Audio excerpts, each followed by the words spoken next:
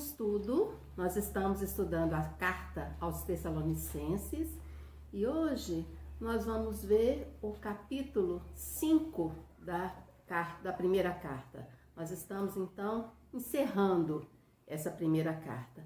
E o título da nossa lição, essa lição de número 12, é Cidadão do Céu.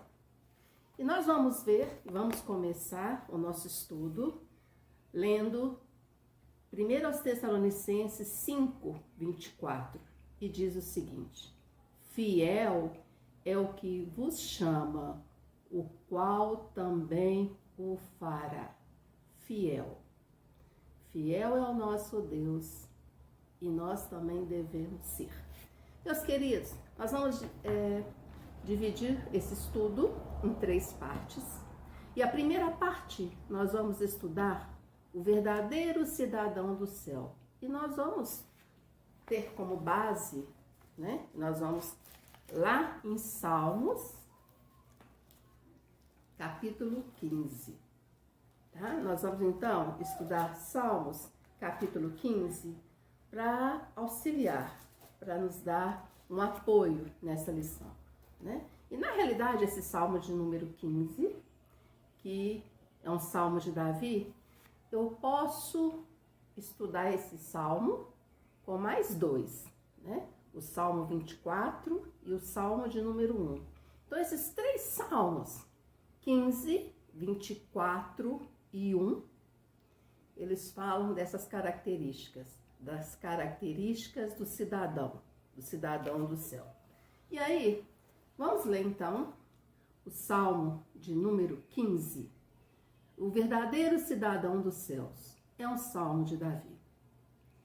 Senhor, quem habitará no teu tabernáculo? Quem morará no teu santo monte? Aquele que anda sinceramente e pratica justiça e fala a verdade no seu coração. Aquele que não difama com a sua língua, nem faz mal ao seu próximo, nem aceita nenhum opróbrio contra o seu próximo. A cujos olhos o réprobo é desprezado, mas honra os que o temem o Senhor. Aquele que jura com dano seu e contudo não muda. Aquele que não dá o seu dinheiro com usura, nem recebe peitas contra o inocente. Quem faz isso nunca será abalado. Esse é o Salmo de número 15. E aqui, meus queridos, a gente percebe que nessa carta aos Tessalonicenses, Paulo tem algumas preocupações, né? Ele tem alguns objetivos nessa carta. Essa comunidade estava muito preocupada, de uma certa forma também triste, né? Triste com as perdas, com as pessoas que se foram e preocupados com a volta de Jesus. Quando, como e tudo mais. E no desenrolar dessa carta, Paulo vai esclarecendo, Paulo vai falando, Paulo vai ensinando, né? Ele assume o papel aqui de pastor mesmo. Ele vai o quê? Auxiliando, ele vai mostrando o que fazer. E é interessante que Paulo prepara essa comunidade, né? De uma tal forma que ele fala, olha, é um fato, Jesus virá. Jesus voltará, né? E agora, vocês precisam ter bem claro na mente de vocês que a vida de vocês continua. E vocês precisam continuar. Vocês precisam marchar, né? Vocês precisam marchar, vocês precisam continuar a levar a vida de vocês adiante e, principalmente, vocês precisam espalhar as boas novas. Essa verdade, aquilo que vocês sentem, aquilo que vocês creem, né, na volta de Jesus e que Ele é o nosso Senhor, Salvador, vocês precisam também espalhar isso para as pessoas.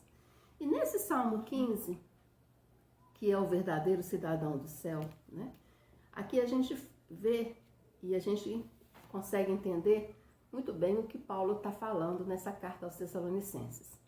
que vida cristã é prática, né? E como cidadão dos céus, a nossa vida tem que mostrar para as pessoas que estão ao nosso redor aquilo que nós somos, né? Nós não precisamos, essa coisa de Bíblia, de leitura de Bíblia, ela é super importante, a leitura e a oração. Mas entra um terceiro componente, a prática, né? Aquilo que você leu, que você orou, você pediu sabedoria a Deus, você precisa o quê? Praticar as escrituras. Você precisa colocar, né, no seu dia a dia, nos seus ingredientes da sua vida, a Bíblia. Tomar posse, né, do que ela fala, do que ela diz. Porque como cidadãos, nós temos direitos e nós temos deveres. Nós temos uma série de direitos, mas também temos deveres. E um dos deveres que nós temos como cidadãos é o quê? É mostrar ao mundo, né, o que somos, por que estamos aqui, qual é o objetivo das nossas vidas, né? E que, como cidadão também, as pessoas precisam o tempo todo ver em nossas vidas, em nossas atitudes, né, que fomos o quê? Transformados, fomos renovados e fomos curados. Meus queridos, nesse Salmo 15 que a gente acabou de ler, várias são as situações, vários são os ensinamentos que a gente pode tirar aqui, né? Eu selecionei 9, mas o que a tônica desse salmo é o seguinte: viver, praticar e falar. São verbos, né? São palavras que indicam o quê? Ação. O cidadão do céu é um cidadão o quê? É uma pessoa que, em prática, é uma pessoa que não para. Ele pode até parar em alguns momentos da sua vida, né? O que a gente realmente faz. Para pensar, para refletir, para tomar decisões. Mas o cidadão, ele tem que o quê? Que agir, ele tem que atuar. Então, nesse Salmo 15, que é o Salmo de Davi, que fala do cidadão do céu, quais são as características, né, desse cidadão, dessa pessoa, desse representante do céu? Anda sinceramente, né? Então, a sinceridade faz parte o quê? Da sua vida, das suas atitudes, das suas práticas. Lembrando que quando a gente fala em sinceridade, né, em andar sinceramente, essa questão da sinceridade, né, quer dizer transparência, né? Uma pessoa sincera. Mas ao mesmo tempo, a gente tem que pensar que a gente tem que ter muito cuidado com aquilo que a gente faz, com aquilo que a gente fala, para a gente o quê? Não perturbar, né? Não ser um transtorno nas vidas das pessoas. A nossa vida é o quê? É transparente. Nós somos transparentes, nós somos sinceros, nós somos íntegros. Segunda característica que a gente vê aqui é a prática da justiça. O cidadão do céu, ele é justo, né? É aquela pessoa que sabe o quê? Ponderar, que sabe equilibrar, né? É aquela pessoa que tem discernimento para poder fazer o quê? Tomar decisões. E tomar decisões, o quê? Que auxiliem todas as pessoas que estão ao redor. Inclusive no sentido do reino de Deus, né? Que as suas atitudes, né, elas também auxiliem na propagação do evangelho. Terceira característica do cidadão do céu, ele fala a verdade. Ou seja, a palavra dessa pessoa é sim, sim, não, não, né? É aquela pessoa que, mesmo naqueles momentos de muita dificuldade, né? Mas você sabe que aquela pessoa está falando e que você pode o quê? Confiar. A palavra da pessoa é o quê? É real, é fato, né? Infelizmente a gente vive num país que né? A gente traz uma herança muito complicada, né? As nossas raízes são muito complicadas. A gente vive num país, né, onde tem injustiça, corrupção, a gente tem uma série de situações, né, contrárias, uma série de situações que não estão de acordo com o quê? Com o cidadão do céu. Mas o cidadão do céu, ele representa, né? Então, mesmo estando num lugar que não tem as características dele, ele mantém as suas características. Nós vivemos num país que pelas suas belezas nós somos conhecidos, mas também, infelizmente, nós somos conhecidos por uma série de outras características. Mas nós os cidadãos, nós temos o quê? Que ter sempre, né, esses selos. Nós temos que sempre mostrar essas verdades. A quarta característica do cidadão do céu: ele não difama com a sua língua. Ai, meus queridos, a língua, né? Esse órgão, né? É um músculo. E o músculo, né? Esse órgão, ele tem essa característica. E aí a gente vai observar que a questão do músculo é o quê? Ele tem as características do movimento, né? Da ação. Ele pode estender e pode contrair. Essa é a característica do músculo. E aí a gente tem que ter muito cuidado com a nossa língua, com o que falamos, né? Com o que sai da nossa língua. Muitas vezes, né, a gente já fica esperando de determinadas pessoas algumas atitudes, algumas ações e algumas falas. Né? Infelizmente ou felizmente, algumas pessoas são conhecidas assim. Elas são conhecidas porque elas falam. E aqui, nesse salmo, e Paulo deixa isso muito claro, né? Que nós temos que ter preocupação. A nossa língua, o nosso falar tem que ser no sentido de quê? De abençoar, de levar bênção, de curar, de levantar a pessoa. Essa, né, é a característica do cidadão do céu. A sua língua é bênção, né? E o controle desse órgão dessa estrutura é extremamente importante. A quinta característica do cidadão do céu, do representante dos céus, característica nossa: não faz mal ao próximo. E aí a gente tem que pensar bem nessa característica. Ele não causa sofrimento, né? Ele não prejudica. O cidadão do céu, ele não é capaz de trapacear, né? De colocar a perna na frente, né? Ou o pé na frente para o outro tropeçar, para o outro cair. Então, o cidadão do céu, ele não faz mal. Muito antes, pelo contrário.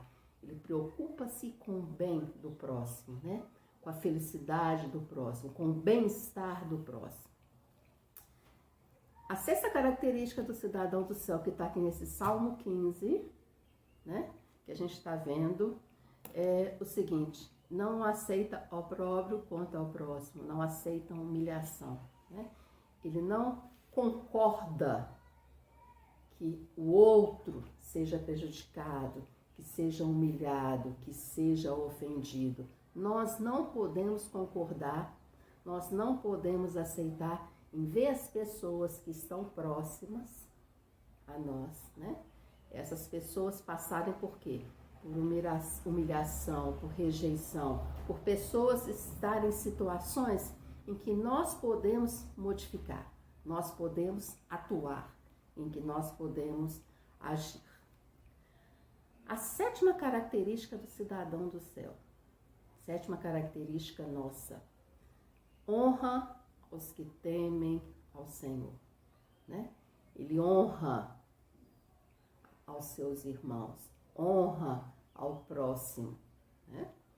A oitava característica: não dá o seu dinheiro com usura, nem recebe peitas contra inocente. Peitas aqui é o suborno. O cidadão do céu, ele não pode ser, né? Não pode aceitar a corrupção, o suborno, né? Não pode aceitar o jeitinho. O cidadão do céu, ele não pode ser conivente com essas práticas. Infelizmente, vivemos num país que muitas vezes a gente percebe isso. Mas o cidadão, nós não podemos ter essa prática no nosso currículo, essa prática na nossa vida.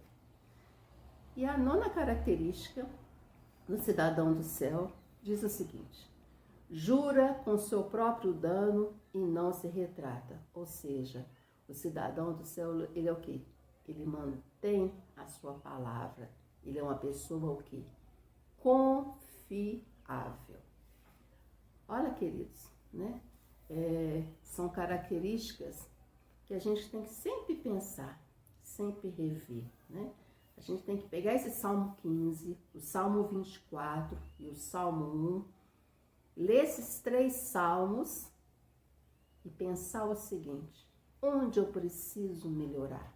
Qual é a área da minha vida que eu tenho que agir mais, né? Que eu tenho que dedicar mais atenção? Qual é a área da minha vida que eu posso dar um passo à frente, né? Que vida cristã é isso. A gente não pode acomodar. A gente tem que estar sempre o quê? Em movimento, revendo as nossas atitudes, revendo as nossas práticas, olhando sempre para a frente, para o nosso alvo que é Cristo. E aí, meus queridos, nós vamos para a segunda parte da nossa lição. E a segunda parte da lição, ela está nos pedidos finais de Paulo, né? Paulo falou do cidadão, como é que aquela pessoa é, como é que ela deve se comportar, como é que deve ser o seu dia a dia. Na segunda parte da carta, nesses versículos 25 a 27, a gente percebe Paulo fazendo alguns pedidos, né? Ele está encerrando aquela carta e ele vai fazer alguns pedidos para aquela comunidade. E ele vai fazer 3 pedidos para aquelas pessoas. No versículo 25, ele fala o seguinte: 1 Tessalonicenses 5, 25. Irmãos, orai por nós. É interessante aqui, né? Paulo sempre dando ênfase à oração, sempre falando do valor da oração, de orar sempre e principalmente de orar pelo outro, de interceder, né? De estar com o irmão, mesmo ausente, mas com o braço o quê? O braço da oração. A oração é esse braço, né, que alcança a pessoa. A pessoa pode estar longe, pode estar distante, pode estar muitas vezes vivendo situações super difíceis na vida dela, mas pela oração nós alcançamos essa pessoa. No versículo 26, Paulo vai fazer outro pedido. E ele fala o seguinte: saudai a todos os irmãos com ósculo santo. Ósculo aqui quer dizer beijo, né? E aqui, meus queridos, a gente já vê que é uma questão cultural, né? Naquela comunidade, naquele ambiente, essa era a forma das pessoas se comunicarem, das pessoas saudarem. E aí a gente tem que ver o seguinte: cada comunidade, né, cada igreja tem a sua forma própria, né, tem os seus limites. Mas o que Paulo deixa bem claro nessa questão aqui, quando ele fala da saudação, é no poder do quê? Da união entre as pessoas, da conciliação das pessoas, da amizade. São pequenos atos, são pequenas atitudes, um olhar, né? Um abraço, um estender de mãos, né? Um tocar no ombro da pessoa. São essas atitudes, né, que mostram o quê? Os elos que existem entre todos. E o terceiro pedido de Paulo, ele fala o seguinte: pelo Senhor vos conjuro que esta epístola, essa carta, seja lida a todos os santos irmãos. É o versículo 27. E aqui a gente percebe o seguinte: uma época em que não tinha WhatsApp, telefone, né, os meios de comunicação, Paulo fala o seguinte: fale, divulgue, use a língua para o quê? Para falar do amor de Deus, para falar do Evangelho, para falar da volta de Cristo. Usem a língua para isso, né? Divulguem o amor de Deus. E aí a gente percebe, né, Paulo aqui deixando bem claro para nós temos esse importante papel, a divulgação do Evangelho, a divulgação das boas novas, né? Em falar realmente o que é correto, o que está de acordo com a vontade de Deus, com a palavra de Deus. E na terceira parte dessa lição, né, nós vamos caminhando para a bênção final. É o versículo 28. E o versículo 28, nós estamos em 1 Tessalonicenses, capítulo 5. O versículo 28 diz o seguinte: a graça do nosso Senhor Jesus Cristo seja convosco. Amém. A graça, ele encerra o quê? Abençoando as pessoas, falando da graça do nosso Senhor Jesus Cristo. E é interessante como Paulo deixa a marca registrada dele. Ele encerra sempre as cartas dele dessa forma, dessa maneira. Ele tem essa preocupação em identificar-se, em deixar o selo dele, em deixar a marca dele. E aí, meus queridos, qual tem sido a nossa marca? Qual tem sido o nosso selo? Como cidadão dos céus, o que temos feito? Como temos agido? E onde temos que melhorar? Meus queridos, nós estudamos, né, essa primeira carta, a carta aos 1 Tessalonicenses, e vamos partir para a carta de número 2, né, 2 Tessalonicenses, no nosso próximo encontro, se Deus assim quiser. Mas vamos para o nosso momento de oração, momento de intercessão, né? O que Paulo sempre fala nas suas cartas: orai, orai sem cessar. Vamos orar, meus queridos? Vamos orar, vamos agradecer a Deus porque estamos vivos, porque até aqui nos ajudou o Senhor.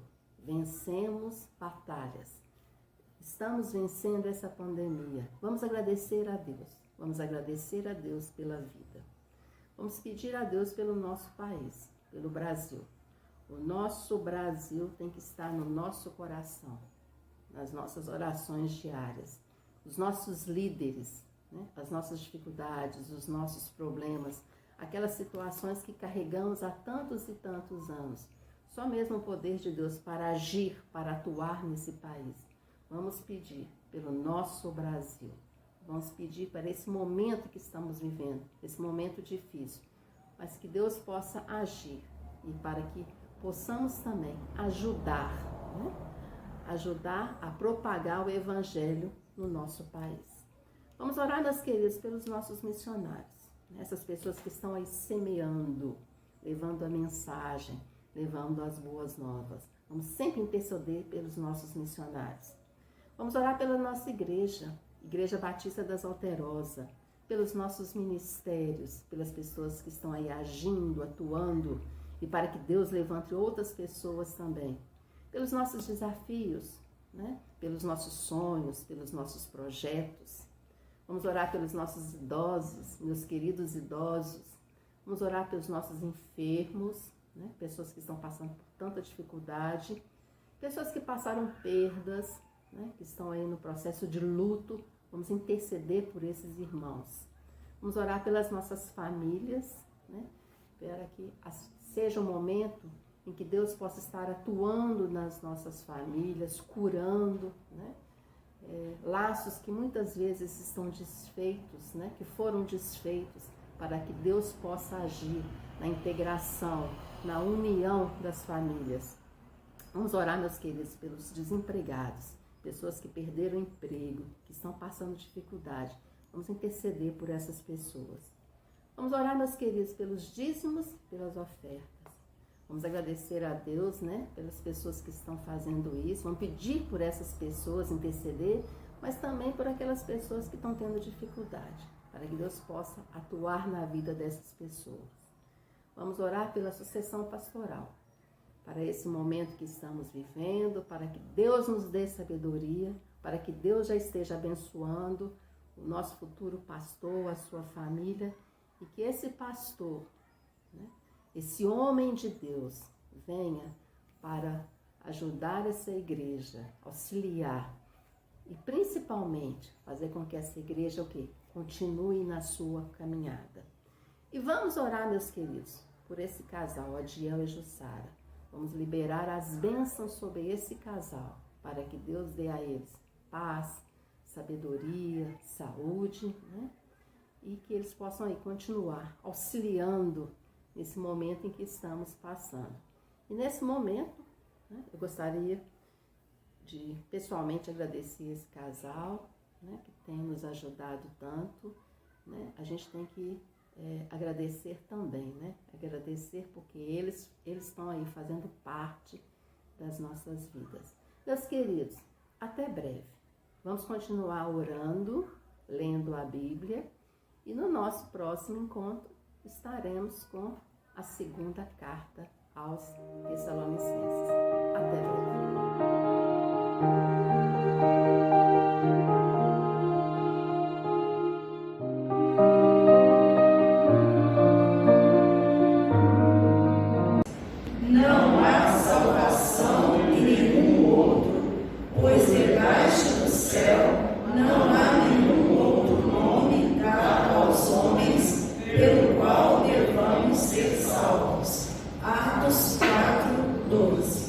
Quando a gente está em campanha missionária, não só nesse momento, né, de campanha missionária, mas a gente tem 3 ações. Uma é orar, a outra é contribuir e a outra é servir, porque cada um de nós somos também missionários, né? Não só a gente sustenta os missionários que estão em outras cidades, né, do nosso país, no caso, né, da campanha de missões nacionais, e oramos por eles, mas nós também somos missionários no lugar que a gente está. E uma fala que eu ouvi uma vez do diretor de missões nacionais, foi o Fernando Brandão, pastor Fernando Brandão, ele falou assim que nós podemos ser missionários online, missionários virtuais, porque hoje em dia é raro a gente ver, quer dizer, não tem mais, né, como a gente fazer, porque as coisas vão mudando e a gente tem que assimilar a tecnologia, mas usar a tecnologia ao nosso favor e ao favor da obra missionária, né? Não tem mais como a gente ficar no meio de uma praça, pegando, porque as pessoas realmente, o tempo que a gente vive não para mais para isso, mas as pessoas estão conectadas o tempo inteiro. Então, a gente pode usar uma mensagem, né, ou versículo, porque o Espírito Santo de Deus, ele toca no coração de quem ele quer. A gente só tem que anunciar, né? A gente não tem que preocupar se vai aceitar ou se não, porque isso aí é Deus. Deus é que vai fazer essa obra, mas a gente pode ser um canal.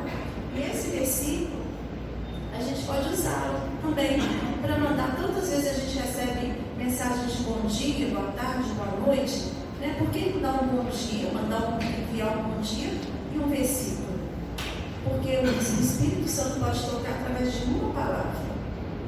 E uma vez eu ouvi um testemunho de uma pessoa, um morador de rua, né, drogado, e que aí foram passar, deram um folheto para ele, ele colou, jogou fora, rasgou, queria fazer o papelote, né, para cheirar a droga, e no que ele abriu assim, ele viu um versículo, e Deus falou com ele um versículo. Então Deus faz a obra, né? Deus é soberano, Deus é poderoso. Agora nós temos que ser esse canal de bênção, né? Então que Deus possa nos abençoar e abençoar os nossos missionários, que a gente tem que sustentá-los aqui também, porque muitos estão em área de risco, né? De várias formas, e nós temos que segurar as portas, porque eles estão lá na frente, nós temos que segurar, mas temos que segurar e sermos missionários também onde nós estamos. Nesse momento, então, nós vamos ouvir o prelúdio.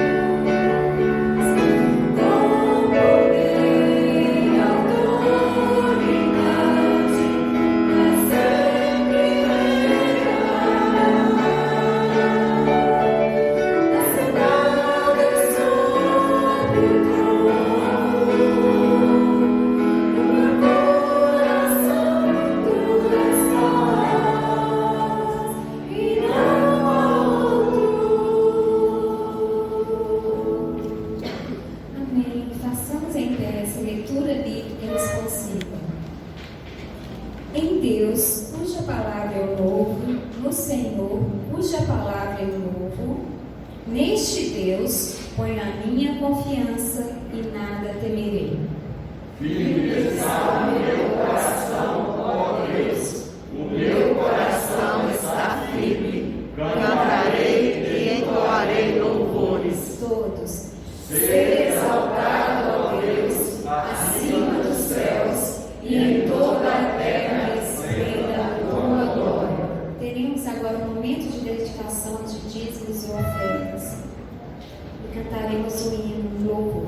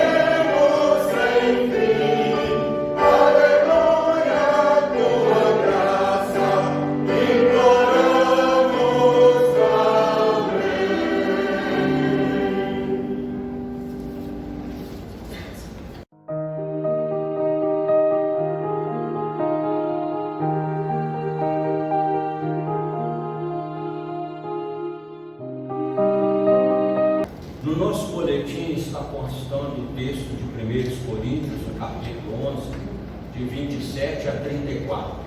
Normalmente é o texto bem usado na celebração da ceia do Senhor. Então, como eu estou imaginando aqui, provavelmente o pastor Altino possa querer usá-lo, ou outro que ele queira, eu vou deixar esse texto para a leitura posterior. Mas citaremos a Bíblia abundantemente na nossa reflexão dessa manhã.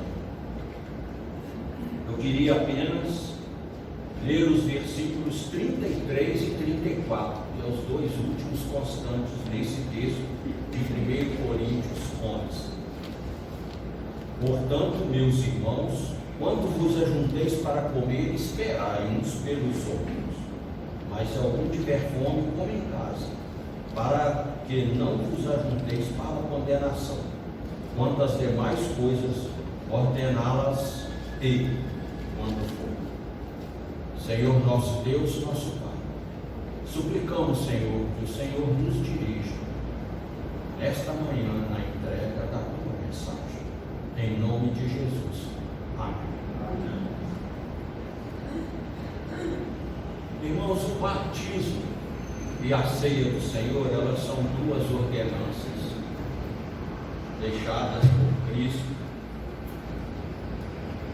O batismo, ele representa para a comunidade, a igreja, mesmo para os parentes ou para outras comunidades que não estão necessariamente formadas em igrejas, que aquele convertido ou novo convertido, ele morreu para o mundo e nasceu para uma nova vida em Cristo Jesus. Ele demonstra então a morte e o renascimento. Jesus, ele formou em torno de si também uma comunidade, e comunidade de discípulos.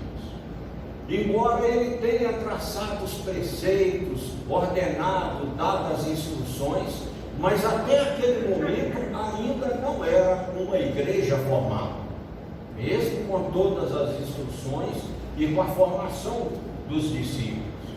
A formação, a constituição da igreja como corpo de Cristo, ela foi um pouco mais além. Tanto é que ele, instruindo, ele usou o verbo no tempo futuro: eu edificarei a minha igreja. Por meio desta obra de redenção realizada por ele, Cristo, é que ele formou essa igreja. Deus reconstrói então uma comunidade humana e lhe dá o nome de igreja. Humana por quê? Porque a igreja somos nós, formado por pessoas. Tinha ele Jesus, traçado todas as diretrizes, estabelecido inclusive estratégias, mostrando e consolidando com a entrega total dele para a nossa salvação.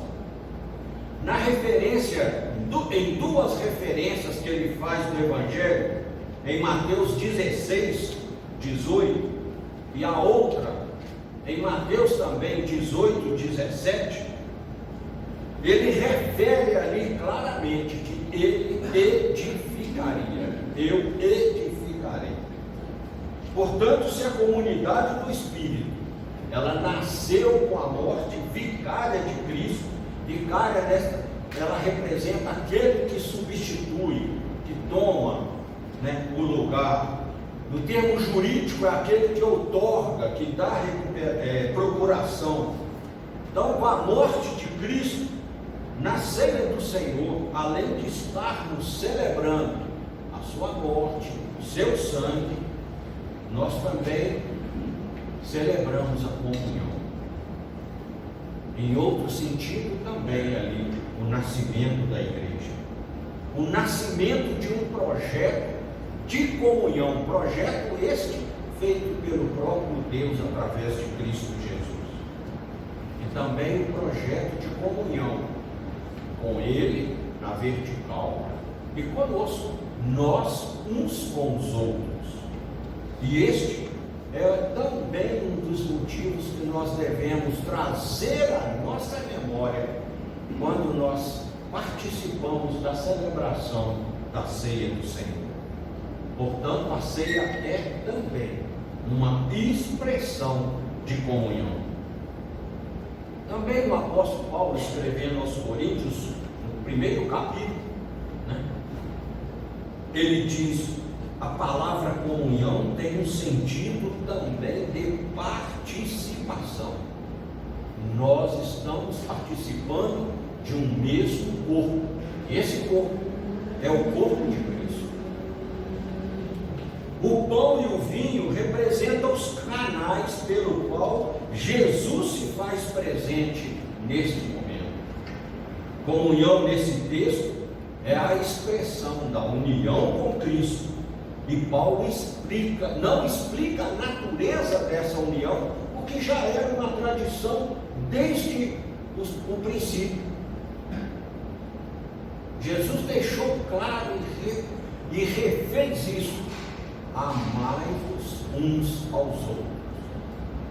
E não existe uma maneira de amar se não tiver comunhão.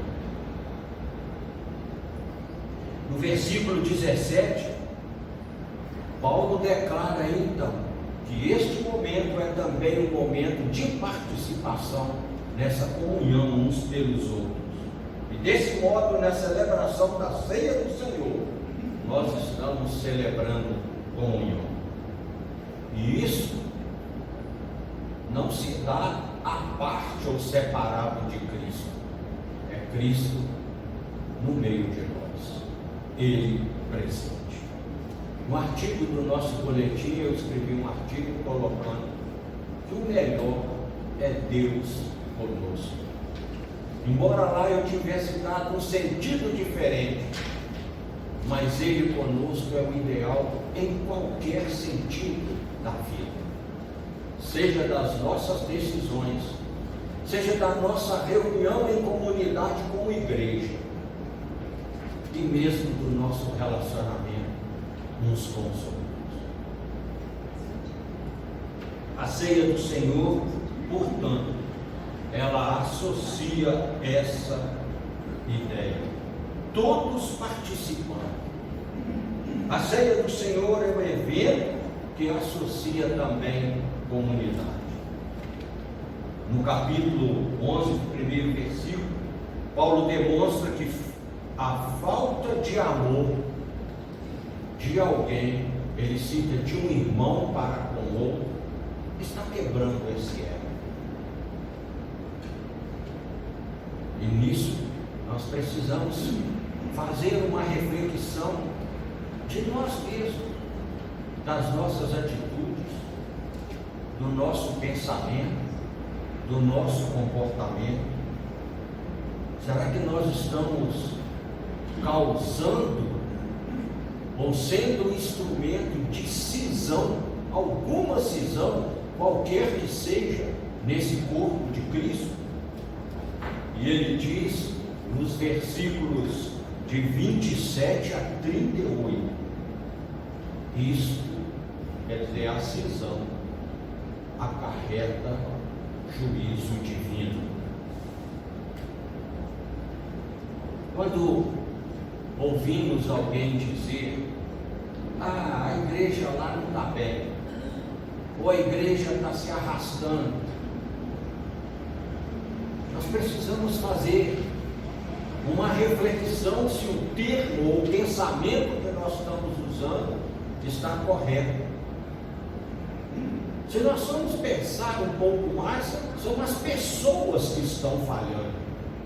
Nós somos a igreja, nós somos a comunidade, é a igreja toda, ou alguns de nós? A falha estará sendo humana. Shedd, em um de seus livros, ele é mais enfático. Ele diz que não é a igreja que falha, são as pessoas que falham. O que a comunidade, igreja faz isso, é evidenciar isso.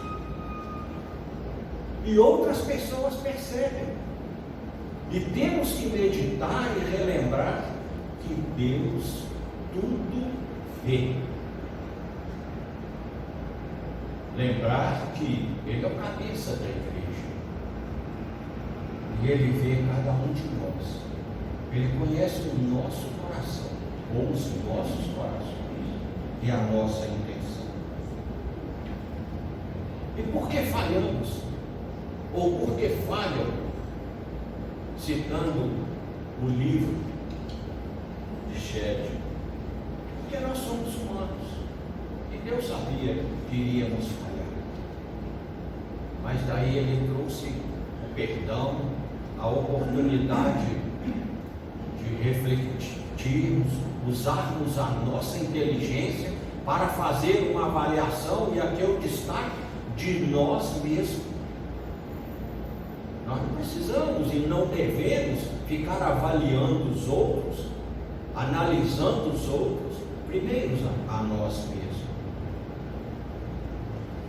Este mesmo escritor e pastor Russell Shedd, ele comenta: a ceia, ela é uma representação do sacrifício de Cristo na cruz do Calvário.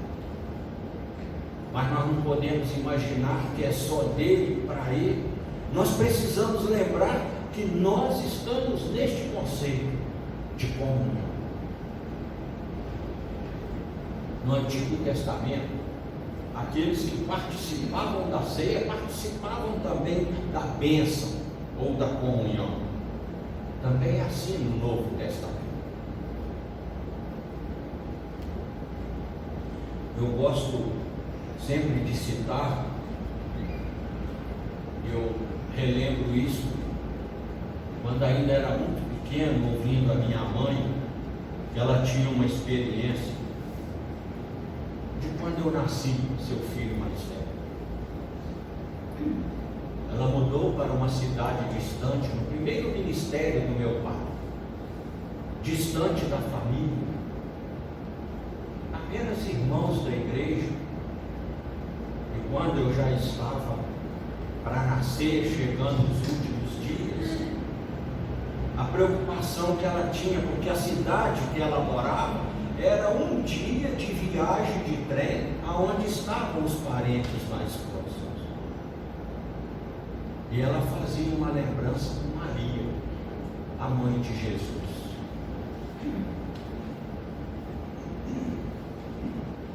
Maria e José tiveram que fazer uma viagem que eles não tinham planejado. Eles não podiam fazer, eles não queriam fazer, mas por exigência legal do rei da época, de um censo, eles tiveram que viajar.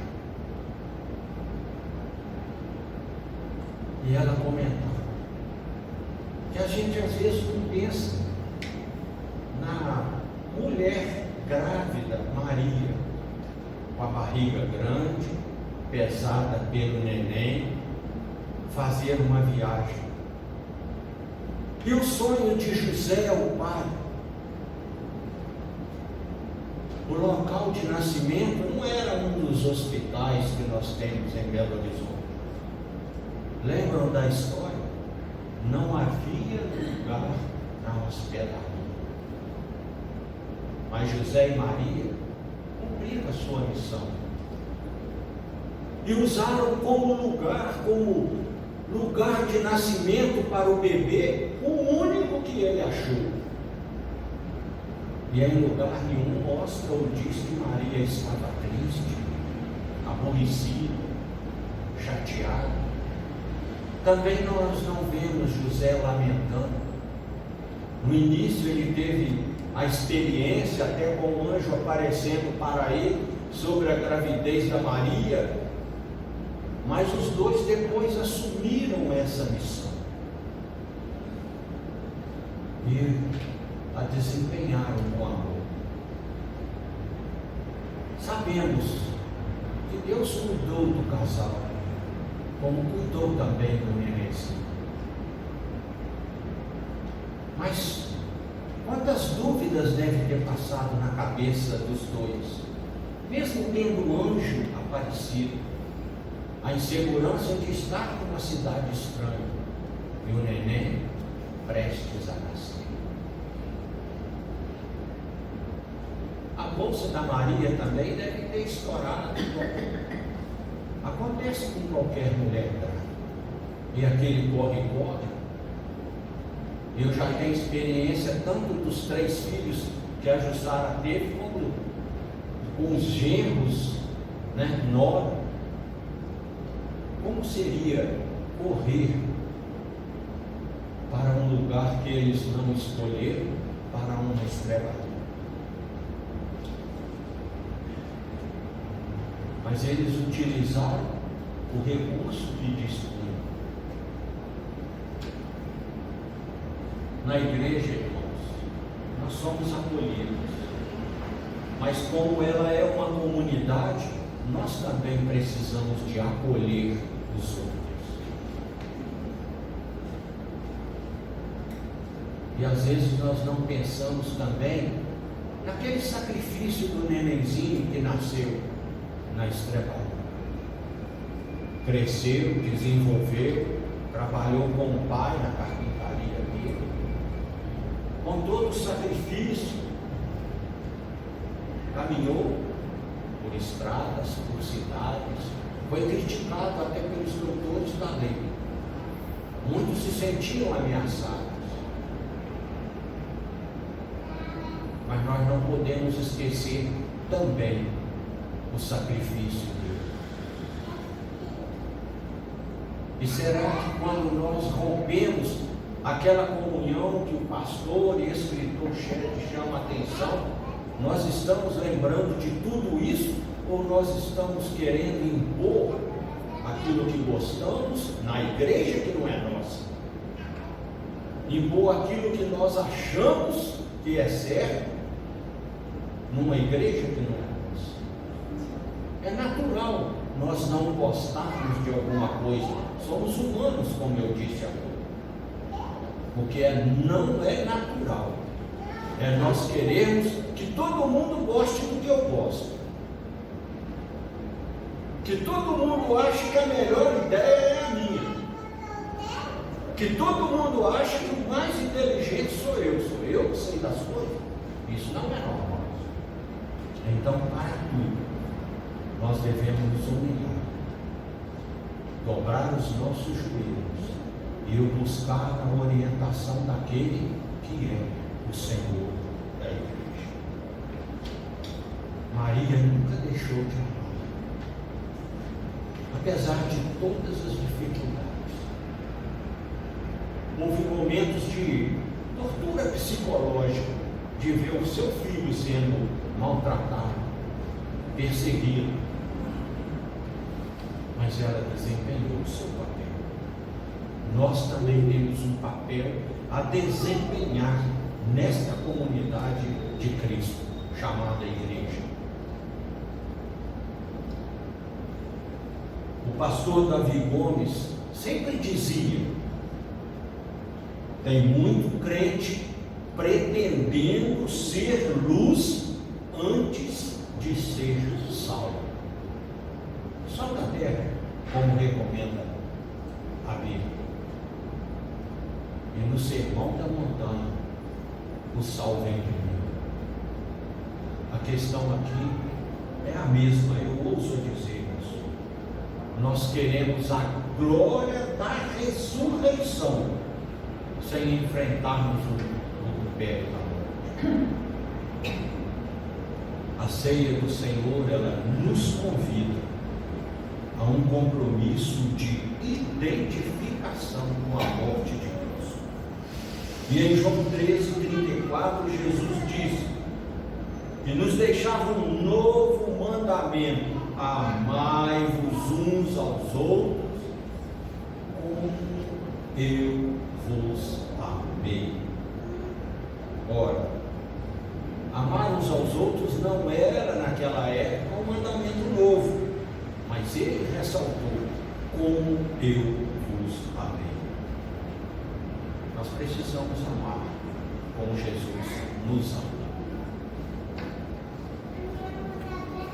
Quando estamos ou quando vamos participar da ceia, nós precisamos trazer isso novamente na nossa vida.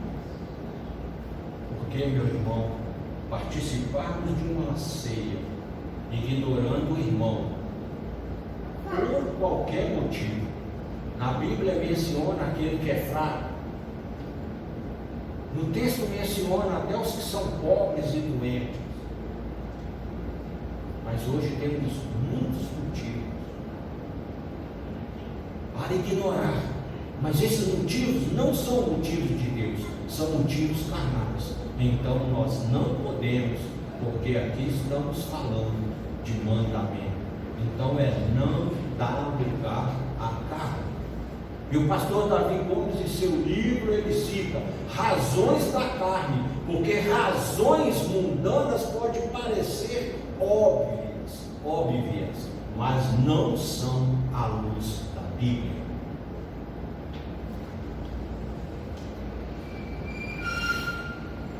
A ceia é, portanto, expressão da comunhão também.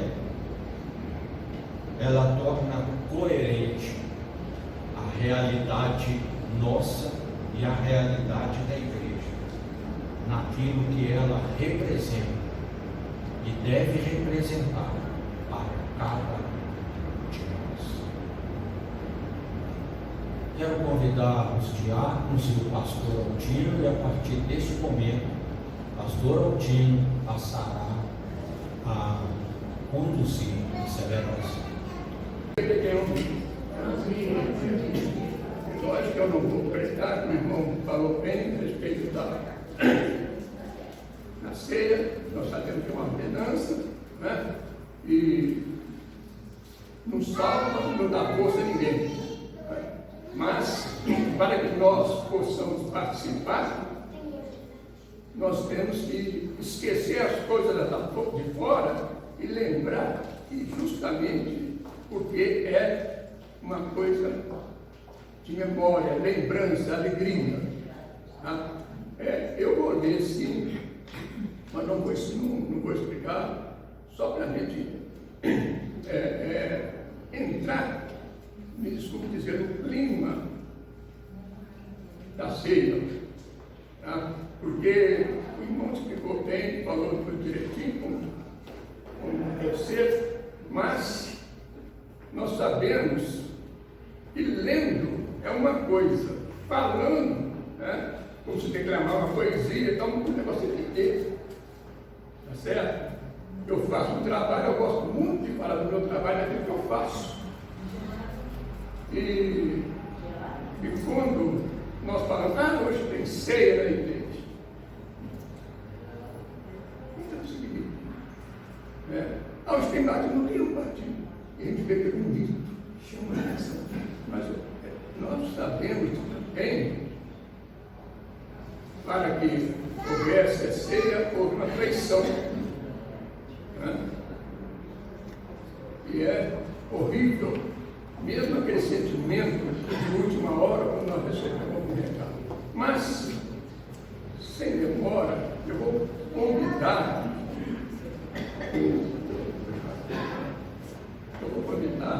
não havia preparado, né?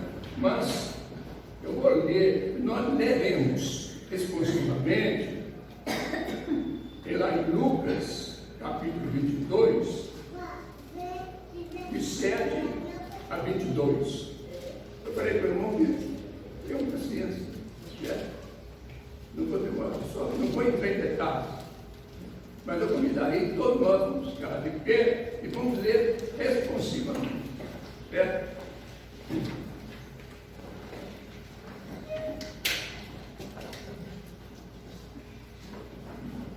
Lucas 22, de 7 a 22. Diz assim: chegou, porém, o dia dos asmos, em que importava sacrificar a Páscoa. Jesus enviou Pedro e João, dizendo: vamos preparar a Páscoa para comer. E eles lhe perguntaram: onde queres que a prepararemos? Quando entrarmos na cidade, encontrareis um homem levando um cântaro de água, seguindo até a casa em que ele entrar. E direis ao pai de família da casa: o mestre te diz: onde está o aposento em que hei de comer a Páscoa com os meus discípulos? Então ele vos mostrará um grande cenáculo mobiliário. Fazei a preparação. E indo eles, acharam como lhes havia sido dito, e prepararam a Páscoa. E chegada a hora, pôs-se Jesus à mesa, e com eles a Páscoa.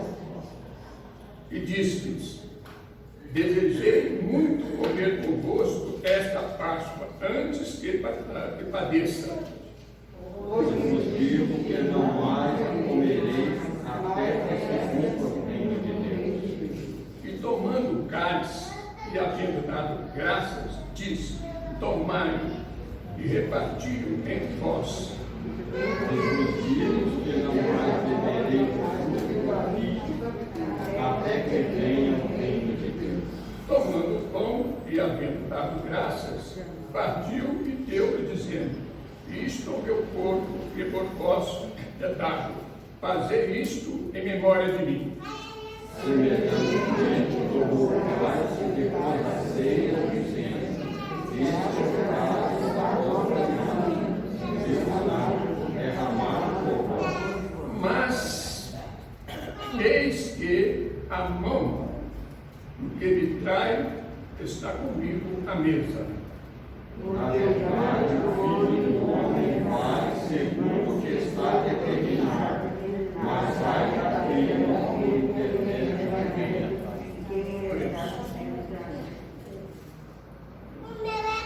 Senhor, nosso Deus, Pai misericordioso, nós agradecemos mais uma vez por esse momento da leitura da tua palavra.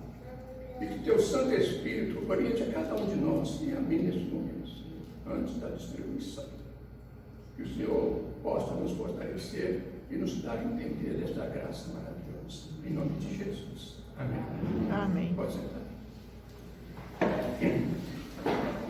Eu li, eu gostei da explanação do irmão, que ele falou sobre o conceito, mas nós estamos vendo aqui, como foi dito para nós aqui, na leitura, uma amizade, como pode ser, né? Nós vemos aqui Jesus mostrando a tranquilidade, aquele carinho dos nossos compreendores. Se eu entrar em detalhe, mas o carinho de nosso Senhor Jesus Cristo com os seus discípulos, né? Convidou, no versículo 14, no momento da ceia, todos sentados, todos reunidos, comeram, participaram da ceia e o traidor estava ali. E Jesus, sabendo disso, é lógico, ele sabia o que ia acontecer. E ele mesmo disse: eu estou fazendo isso aqui porque eu desejava tanto esse momento antes que eu padecesse. E se nós formos lá em João capítulo 13, o que Jesus faz? Depois da ceia, desce, como nós sabemos, todos nós sabemos, desce, põe a toalha e tal, e lava os pés, cada um, inclusive aquele que ia trazer. E ali ele declarou, né? Falou publicamente: de vós me trairá. De vós me trairá. Foi bom.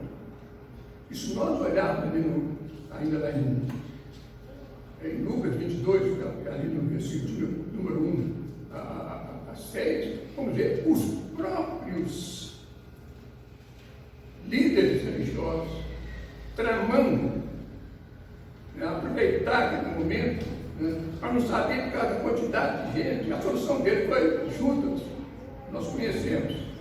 Pois bem, onde eu quero chegar? Quer dizer que dentro da igreja, o irmão acabou de falar, só de ele pensar, se tiver alguma coisa conosco, talvez tenha algum problema com o irmão, busca Jesus. Porque se participar da ceia com algum problema, está condenando você mesmo. Mas esse Deus é tão maravilhoso que ele mesmo buscava, né? Ele buscar Jesus. Mas como nós vamos explicar isso? Mesmo lavando os pés, o que você tem que fazer, faça uma vez. Os outros pensaram, como nós sabemos, né, que ele mexia com dinheiro e tal, mas muito bem. E na igreja, nós temos, você conversa, a pessoa está rindo para você, mas você não sabe o que vai acontecer. Puxa, meu Deus. Mas foi comigo também. Quem aqui não tem um problema de traição? No trabalho, colega de trabalho, você está conversando ali e tal, puxa o seu tapete. você fica chateado, chora, mas você tem aonde recorrer.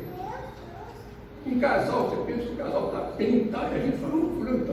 Aí o marido fala, a mulher fala, olha, eu quero divórcio, aquele choque. Não é? Ou senão nós recebemos bônus, aumento, recebemos o diagnóstico, e não é bom aquele choque que nós temos, mas nós, porque é uma coisa vai doer, né? Um médico, certo? Um estranho, se me trair, podia fazer alguma coisa para ele, tudo bem, mas um amigo, e não tem ninguém. Pois bem, eu estava falando, sabedoria, se Jesus Cristo foi o cordeiro que foi esfolado, não é a dor da crucificação, a dor de carregar aquela cruz, todos nós sabemos, mas ele foi flagelado, tá certo? E na cruz, virando para lá, virando para cá, levando todas as dores nossas, sofrimento nosso, ele não teve outra condição. E lá no Salmo 22, que ele fala bem claro, versículo 1, Deus meu, por que me desamparaste? Até Deus me nosso. Porque naquele momento, Jesus Cristo levou todas as nossas dores. Nós podemos buscar. Então, se tem alguma coisa no seu coração, disponível. Senhor Jesus, porque a alegria dele é como nós recorremos a ele. E a igreja, ela cresce quando nós temos esse sentimento. Cada um tem daquilo que faz. Não adianta eu crescer. Eu não tenho jeito para ser para ter uma vassoura para varrer, não tem jeito. Mas tem gente que faz com amor, com carinho, tá certo? Um irmão vai fazer uma visita, tem irmão que chega, só na presença dele, o gozo, cada um de nós tem uma maneira, tá certo? Então, gente, Jesus fica alegre quando nós recorremos a ele. E para que nós participemos da ceia, tem que ser um coração puro. Alegria e saber para por que eu estou participando. Porque Jesus está de braços abertos para cada um de nós. Para que una os irmãos, para que esta igreja possa crescer nele. Não olha para o irmão, olha para Jesus. Olha para ele. Então, dentro dessa explanação, se tem alguma coisa que está pesando, nesse momento, peça ao Senhor que nos perdoe e participemos da ceia. Amém? Amém. E como é uma palavra, o irmão de Deus vai explicar todo esse detalhe. Então, diz, podemos ver,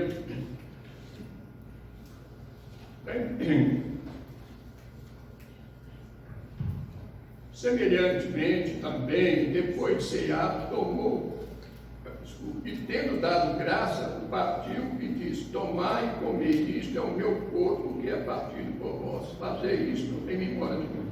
Vamos ver. Cálice, dizendo: este cálice é o novo testamento do meu sangue. Fazei isto todas as vezes que eu fizer em memória de mim.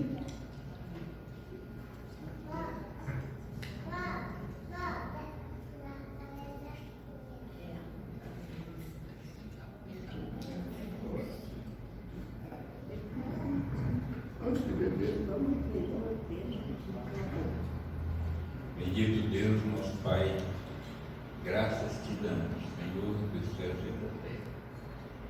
Nós te agradecemos, Senhor, pela salvação que nos deste.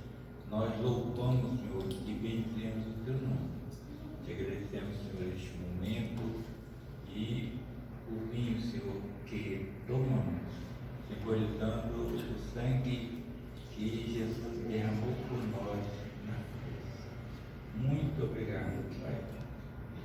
pela tua igreja, para que nos conservemos, Senhor, santos, como é da tua vontade, Pai. Muito obrigado, em nome de Jesus. Amém. Vamos.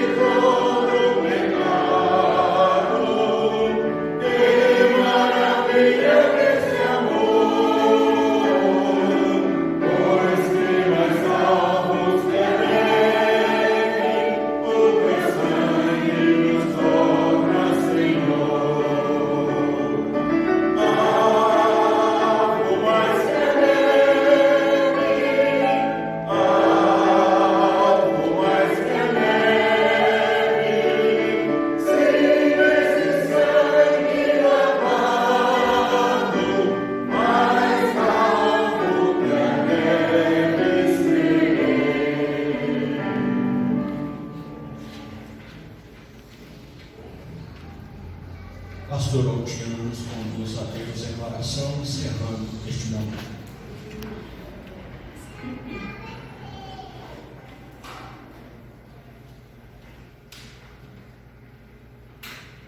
O amor de nosso Senhor Jesus Cristo e a graça de Deus Pai, com toda a consolação do Espírito Santo, Pai, sobre todo o povo de Deus e conosco aqui. Nós oramos e agradecemos esse momento.